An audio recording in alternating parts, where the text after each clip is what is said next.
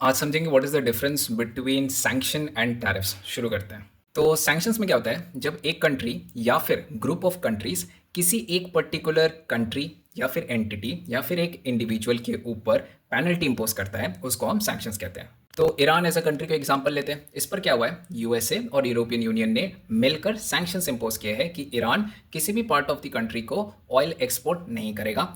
In case वो करता है और किसी कंट्री ने उसको एक्सेप्ट किया तो उस पर्टिकुलर कंट्रीज पर भी सैंक्शन लग जाएगा। इसी के वजह से क्या हुआ है, इंडिया भी ईरान से और ऑयल इंपोर्ट नहीं कर पाता है अपने कंट्री में। अब एज एन एंटिटी का एग्जांपल समझो, वादिनार ऑयल रिफाइनरी इंडिया का, इसके ऊपर रिसेंटली यूके ने क्या किया, सैंक्शन इंपोज किया, ये बोलकर कि जो प्रोडक्ट्स यूके में इंपोर्ट हो रहे हैं जो कि इंडिया से आ रहे हैं वो सारे के सारे रशियन क्रूड ऑयल से बनकर तैयार हुए हैं। इसी की वजह से इन लोगों ने क्या किया, सैंक्शंस इंपोज कर दिया इस पर्टिकुलर रिफाइनरी के ऊपर।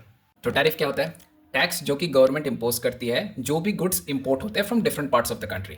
तो अब एग्जांपल लेते हैं, जैसे कि यूएसए ने क्या किया है, यूएसए ने 50% टैरिफ इंपोज करके रखा है इंडिया के गुड्स के ऊपर। कौन से गुड्स है, मैं एग्जांपल देता हूँ, दो एग्जांपल मैं दे रहा हूँ। एक है आपके जेम्स एंड ज्वेलरी पर, दूसरा है आपका टेक्सटाइल के ऊपर। तो जो भी गुड्स इंडिया से बनकर जाएगा टू यूएसए, वो अब क्या होंगी, 50% ज़्यादा महंगी होगी, राइट। तो इसी को हम क्या कहते हैं, टैरिफ इंपोज करना on a particular goods that is coming from other country.